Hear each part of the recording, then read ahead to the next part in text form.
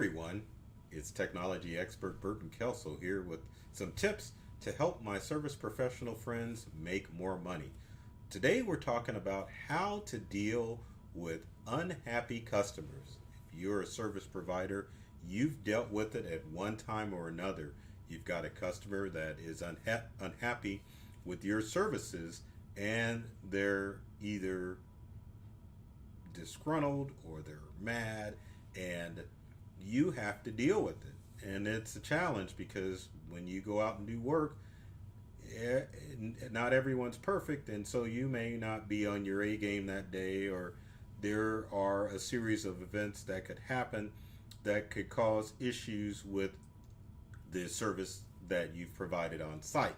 So with that said, there are 5 things that you probably need to make part of your service professional Bible in order to make sure that you properly handle those unhappy customers that pop up from time to time.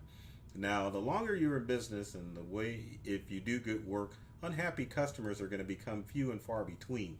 But if you deal with them, then there are certain things that you need to make sure that you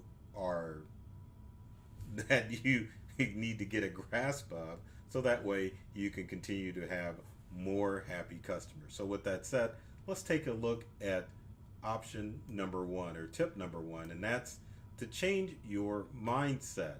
Now, when we work in our service businesses, we can take a lot of stuff personal as far as the quality of our work and the quality of our services. So it's important that you change your mindset and not take it personally.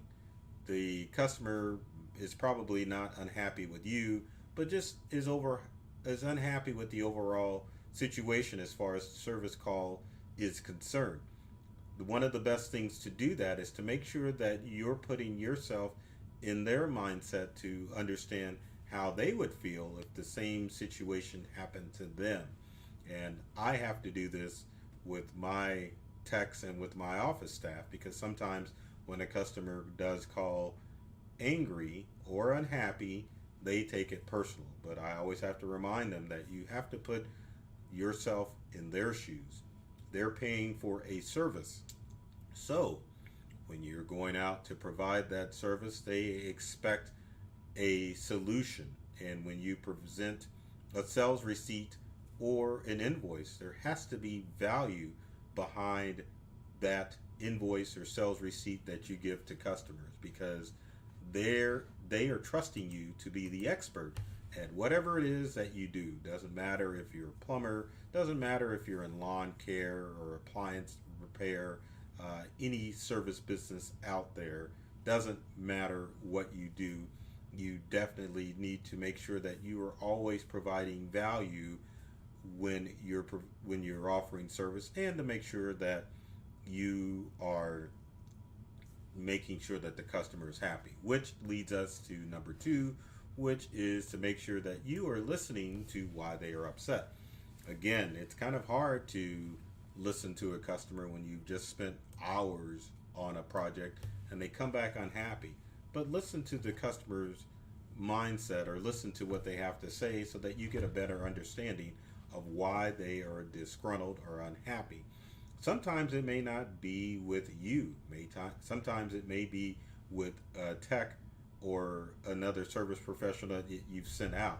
It could be a lot of things, but you have to listen to what your customers tell you, especially if they're communicating with you, because sometimes it happens quite a bit in the service industry. You have to deal with the churn, and that means that you're always trying to replace your current customer base with new customers. And that's sometimes because customers sneak off in the night and they go with another service provider that is able to work with them. So always listen so that you can adapt your service business in order to make sure that you make a majority of people happy. Now, you can't make everyone happy, but at the same time, you can cater your business so that yourself and your service professionals are listening to customers at all times to make sure that they are happy with the service that you provided, and to make sure that you're keeping them as a lifelong customer.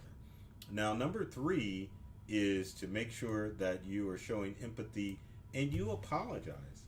Apologizing is not the act of saying that you were wrong, but apologizing is the act of saying that I value our relationship and I'm sorry that we weren't able to communicate on this project the way that we were supposed to.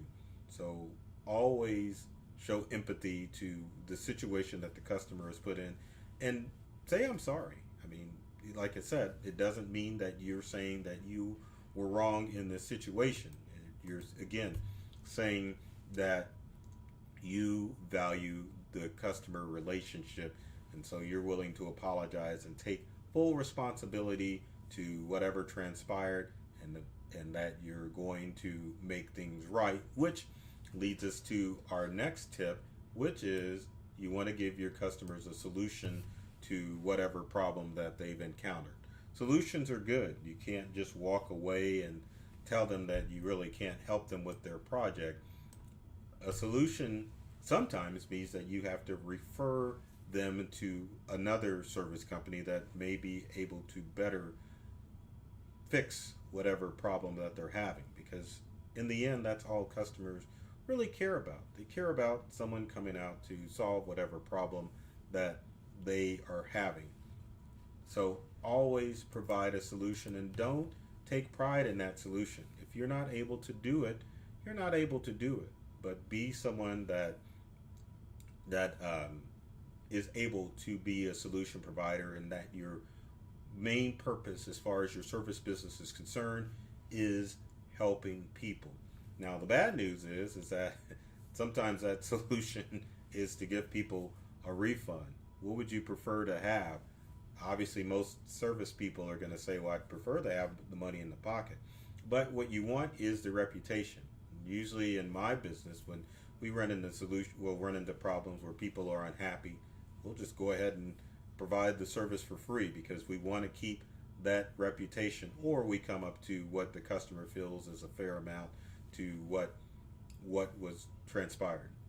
Now, it's challenging with computer repair, and I'm sure it's challenging with other businesses too, where you go out and maybe it would be been easier for you to have the customer purchase something new than working on the old stuff. That kind of boils down to making sure that your technicians and yourself are focusing on providing quick solutions rather than always trying to fix stuff. That's a big complaint in our industry, is that techs are always wanting to fix stuff rather than focusing on providing a solution. So focus on a solution that's going to work for the customer, because again, you value their relationship. Think about how long it takes to get customers, and I know my service professional brothers and sisters can relate to this. It's not like you put a banner out that you provide a service and people come running. It doesn't always work that way. It boils down to the old adage of people do business with people they know, like, and trust. So if you are making sure that you're providing solutions and keeping your customers happy, then that relationship is going to continue even though there has been a hiccup in that relationship. And then finally, my final tip is to make sure that you're taking action and follow up with your customers to make sure that the action is what they wanted. Sometimes people will take actions and fix something and not even ask the customer if that's what they really wanted. That boils down to sometimes this, as a service professional, is not listening to what people have to say. So always take action and follow up with people to make sure that the solution that you've offered is the solution that they wanted. Also, follow up is important as far as the communication process between you and your customers, and communication is important in any type of relationship, so you got to make sure it happens. And follow up also includes making sure that you're following up when it comes to appointments, any appointment that you do for your customer base.